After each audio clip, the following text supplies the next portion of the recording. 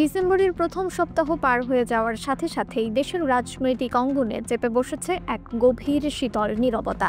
যে প্রত্যাবর্তন ঘিরে আসা আর উত্তেজনার পারদ চড়ছিল, সেই প্রত্যাশিত প্রত্যাবর্তন হলো না। কথা ছিল বিএনপির ভারপ্রাপ্ত চেয়ারম্যান তারেক রহমান দেশে ফিরবেন। 6 তারিখের দিনটিকে কেন্দ্র করে যে জল্পনা চলছিল তা এখন কেবলই চাপা দীর্ঘশ্বাস। তিনি এলেন না, আর এই অনুপস্থিতি এক নতুন রাজনৈতিক সমীকরণের জন্ম দিয়েছে, যেখানে অনিশ্চয়তা একটি স্থায়ী উপাদান হিসেবে ডানা মেলেছে। শনিবার এই পুরো পরিস্থিতির ওপর থেকে যেন পর্দা সরিয়ে দিলেন রাজনৈতিক বিশ্লেষক ও লেখক জাহিদুর রহমান। তিনি স্পষ্টভাবে জানিয়ে দিলেন, নির্বাচনের আগে তারেক রহমান দেশে ফিরছেন না। এই সিদ্ধান্তকে তিনি কেবল একটি কৌশলগত পদক্ষেপ হিসেবে উল্লেখ করলেন না, বরং এটিকে তারেক রহমানের এই মুহূর্তের সবচেয়ে কৌশলগত সিদ্ধান্ত হিসেবে আখ্যা দিলেন। এর অর্থ দাঁড়ালো অত্যন্ত পরিষ্কার। দলের শীর্ষ নেতৃত্বকে বাইরে রেখেই অনুষ্ঠিত হতে চলেছে আসন্ন জাতীয় সংসদ নির্বাচন। এই বক্তব্য যেন বিএনপির ভেতরে তৈরি হওয়া দীর্ঘদিনের প্রত্যাশার বেলুনকে মুহূর্তে চুপসে দিল। এদিকে দলের পক্ষ থেকে এই অনিশ্চয়তাকে প্রতিহত করার চেষ্টা অব্যাহত রেখেছেন জ্যেষ্ঠ নেতারা। বিএনপির সিনিয়র যুগ্ম মহাসচিব রুহুল কবির রিজভীর আত্মবিশ্বাসের সাথে বলেছেন, দেশের প্রতি গভীর ভালোবাসা থেকেই যথাসময়ে দেশে ফিরবেন তারেক রহমান। তার মতে, যখন সেই ক্ষণ উপস্থিত হবে তখন কোনো বাধাই আর বাধা হিসেবে বিবেচিত হবে না। রিজভী জোর দিয়ে বলেন, বিএনপি সবসময় পলিটিক্স অব কমিটমেন্ট বা প্রতিশ্রুতির রাজনীতিতে বিশ্বাসী। অতীতেও তারা তাদের প্রতিশ্রুতি বাস্তবায়ন করেছে এবং ভবিষ্যতেও সেই ধারাবাহিকতা অক্ষুণ্ণ থাকবে।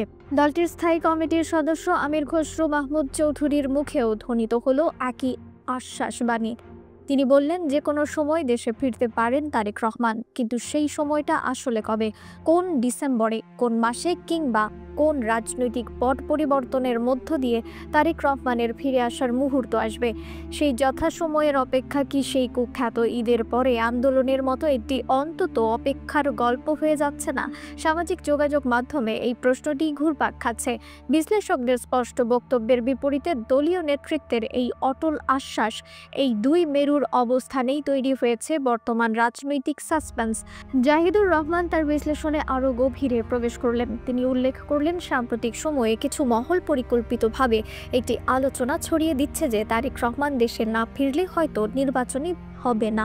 কঠোর ভাষায় তিনি এই প্রচারণাকে এক ধরনের মতলববাজি বলে মন্তব্য করলেন।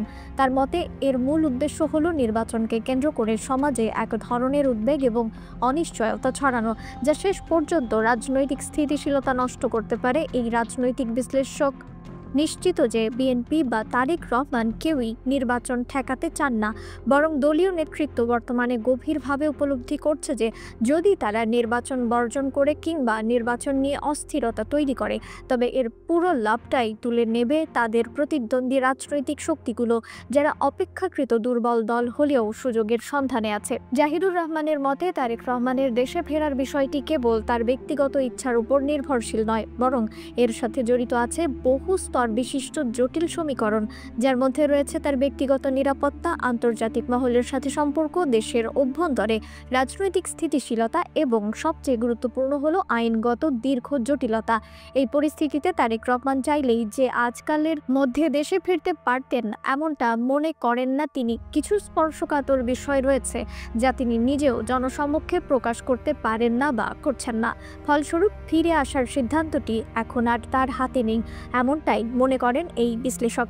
তিনি আরও যোগ করেন, তারেক রহমানের সাম্প্রতিক সামাজিক যোগাযোগ মাধ্যমের স্ট্যাটাস, যেখানে তিনি উল্লেখ করেছেন যে সবকিছু প্রকাশ করা যাচ্ছে না, তা সাধারণ মানুষের মধ্যে এক ধরনের সন্দেহ বাড়ালেও বাস্তবতা হলো রাজনীতির কিছু অতীব গুরুত্বপূর্ণ ও গভীর বিষয় কখনোই প্রকাশ্যে বলা যায় না। এগুলো রাষ্ট্রীয় এবং আন্তর্জাতিক কূটনৈতিক সংবেদনশীলতার সাথে জড়িত।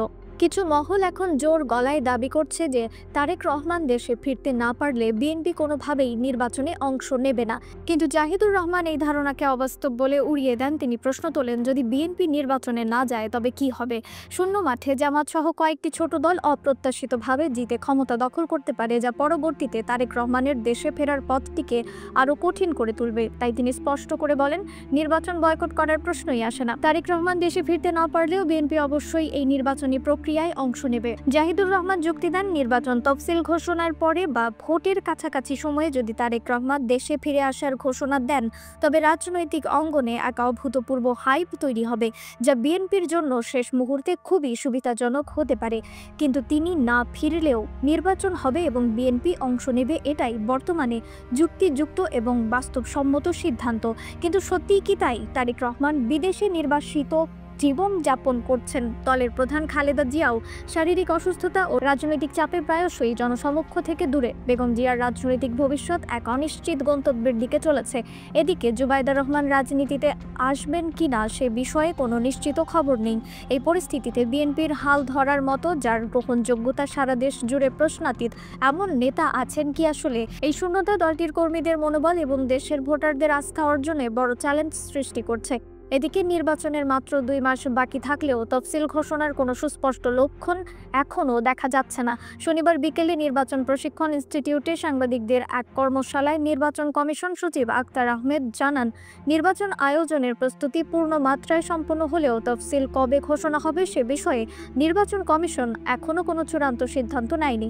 আগামী ফেব্রুয়ারিতে দ্বাদশ জাতীয় সংসদ নির্বাচনের তারিখ ধরে ডিসেম্বরের প্রথম ভাগেই তফসিল ঘোষণার প্রাথমিক পরিকল্পনা ছিল ইসির। প্রধান নির্বাচন কমিশনার এএমএম নাসির উদ্দিনও বলেছিলেন যে ডিসেম্বরের দ্বিতীয় সপ্তাহে তফসিল ঘোষণা হতে পারে। কিন্তু প্রথম সপ্তাহ পেরিয়ে যাওয়ার পরও যখন তফসিল ঘোষণার কোনো আলামত দেখা যাচ্ছে না, তখন নির্বাচন যে পিছিয়ে যাচ্ছে সেই কানাঘুষা রাজনৈতিক মহলে বৃদ্ধি পাচ্ছে। তবে রাজনৈতিক বিশ্লেষক মহিউদ্দিন আহমেদ এই পরিস্থিতিকে অন্য দৃষ্টিকোণ থেকে দেখছেন। তিনি বলেছেন, যথাসময়ে নির্বাচন না হওয়ার পেছনে 3টি সম্ভাব্য কারণ থাকতে পারে, যা পরিস্থিতিকে বিপর্যয়ের দিকে ঠেলে দিতে পারে। প্রথমত, যদি বেশিরভাগ রাজনৈতিক দল নির্বাচনে অংশগ্রহণ না করার চূড়ান্ত সিদ্ধান্ত নেয়। দ্বিতীয়ত, আইনশৃঙ্খলা পরিস্থিতি এমন ভয়াবহ ও নিয়ন্ত্রণের বাইরে চলে যাবে যে নির্বাচনের আয়োজন করা কার্যত অসম্ভব হয়ে পড়বে। এবং তৃতীয়ত কারণটি হলো ভয়ঙ্কর রকমের একটা প্রাকৃতিক দুর্যোগের আগমন, যেখানে অগণিত মানুষ ক্ষতিগ্রস্ত হবে এবং রাষ্ট্রীয় মনোযোগ দুর্যোগ ব্যবস্থাপনায় নিবদ্ধ করতে হবে। তিনি জোর দিয়ে বলেন, এই 3টি কারণের কোনো একটি না ঘটলে নির্বাচন সময় মতো না হওয়ার আর কোনো কারণ তিনি দেখেন না। কিন্তু নির্বাচন নিয়ে আগেভাগেই যে নেতিবাচক এবং অনিশ্চয়তা সৃষ্টিকারী প্রচারণা চলছে, তা মানুষের মনে সন্দেহ, অবিশ্বাস এবং শঙ্কা তৈরি করছে। মহিউদ্দিন আহমেদ তার বিশ্লেষণে আরও যোগ করেন, বর্তমান অন্তর্বর্তী সরকারকে অবশ্যই ক্ষমতা থেকে সরে যেতে হবে, কারণ সংজ্ঞাগতভাবেই এটি একটি অন্তর্বর্তী সরকার। একটি নির্বাচনই কেবল এই সরকারকে একটি সাংবিধানিক এক্সিট বা প্রস্থান দিতে পারে। তিনি নিশ্চিত, উপরে উল্লেখিত 3টি সম্ভাব্য বিপর্যয়ের কারণে কোনো একটি না ঘটলে ফেব্রুয়ারিতে নির্বাচন না হওয়ার কোনো সম্ভাবনা তিনি দেখছেন না। অর্থাৎ নির্বাচন হচ্ছে এই মতেই ভরসা রাখছেন মহিউদ্দিন আহমেদ। আর যদি তেমনটাই হয় এবং সেই ঐতিহাসিক নির্বাচনে যদি খালেদা জিয়া এবং তারেক রহমান 2 শীর্ষ নেতাই অনুপস্থিত থাকেন, তাহলে কি বলা যায়? বিএনপি কি আপাত দৃষ্টিতে রাজনীতির মাঠে খেলার বাইরে, অর্থাৎ আউট অব দ্য গেম চলে গেল? এই জটিলতার মাঝে ভিন্ন সুর শোনা গেল বিএনপির স্থায়ী কমিটির সদস্য সালাউদ্দিন আহমেদের কণ্ঠে। তিনি অত্যন্ত দৃঢ়তার সাথে বললেন, এই সপ্তাহের মধ্যেই আগামী নির্বাচনের তফসিল ঘোষণা করবেন নির্বাচন কমিশন। তিনি ভবিষ্যৎবাণী করলেন, আগামী ফেব্রুয়ারির প্রথম সপ্তাহেই বাংলাদেশে এক ঐতিহাসিক নির্বাচন অনুষ্ঠিত হবে। এই ঘোষণার সাথে সাথেই গুঞ্জন উঠেছে তারেক রহমান ও খালেদা জিয়ার অবর্তমানে হয়তো হাল ধরতে পারেন সালাউদ্দিন আহমেদ নিজেই। কিন্তু সালাউদ্দিন আহমেদের গ্রহণযোগ্যতা আসলে কতটুকু? দেশের একটি বড় অংশ মনে করেন তিনি ভারতের আশীর্বাদ পুষ্ট, যদিও এই বক্তব্যের সত্যতা যাচাই করা কঠিন। সত্য হোক বা মিথ্যা, বিশ্লেষকদের মত হলো এই একটি মাত্র আলাপ বা ধারণা পুরো বিএনপিকে নির্বাচনের ময়দানে ভোগাতে পারে। দিন যত যাচ্ছে ততই যেন হিসাবগুলো গোলমেলে হচ্ছে। এই মহাবিশ্বের অতি ক্ষুদ্র একটি স্থানে এমন কিছু নাই যা ঘটছে না, কিন্তু দিন শেষে কিছুই যেন পরিষ্কার হচ্ছে না। ধোঁয়াশা ও ধূসর এক অনিশ্চয়তা যেন গ্রাস করছে পুরো বাংলাদেশকে। সামনে আর কি ঘটতে যাচ্ছে সেই রহস্যের সমাধান সৃষ্টিকর্তা বাদে কে আর বলতে পারছেন ঠিকঠাক। রিফাত ইসলাম, ভোরের আকাশ।